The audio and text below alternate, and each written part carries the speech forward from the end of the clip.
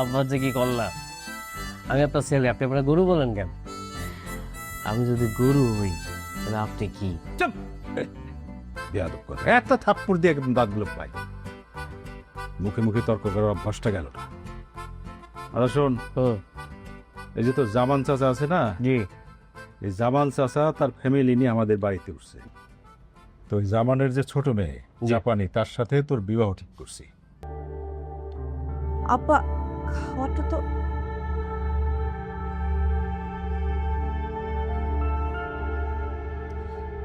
হুকুম, তুই এভাবে কথা বলিস কেন? আব্বা কষ্ট পায়।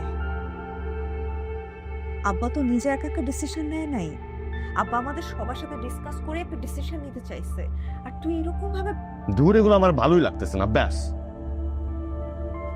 খোকো।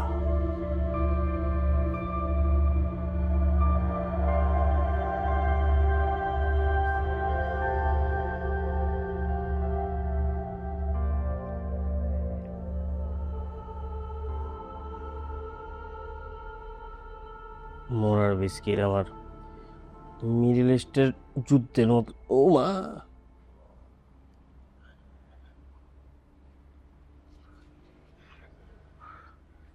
জামাল, জি আব্বা।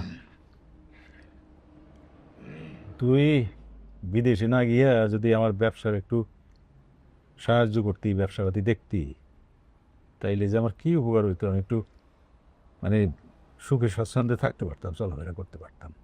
ঠিকই তো বিদেশে গিয়া দিন রাত পরিশ্রম করতে পারোস, দেশে এসেই তুমি এক গ্লাস পানিও খেতে পারো। কি কর আব্বা, নিজের বাড়িতে নিজে কাম করবো কেন? নিজের বাড়িতে কাজ করলে কি ইজ্জত যাইব? হ্যাঁ, এই তোগো মতো পোলাপানের জন্যই কয় যে বাড়ির গরু ঘাটের ঘাস খায় না।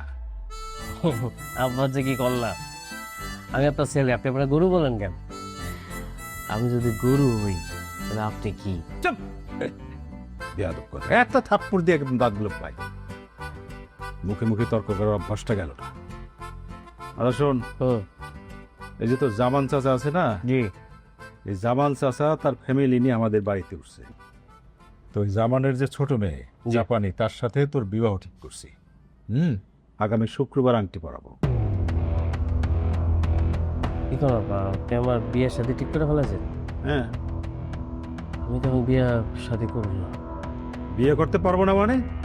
এই খবরদার, আমার কথার কিন্তু অবাধ্য হইতে পারবি না, খবরদার বলে দিলাম। একদম উল্টাপাল্টা করলে তেজ্য করে বাড়ি থেকে বাইর করে দেবো।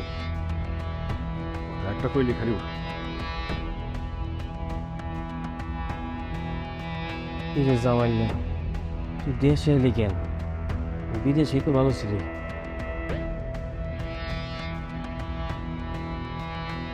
বিদেশে তো আরো বড় যুদ্ধ লাগছে।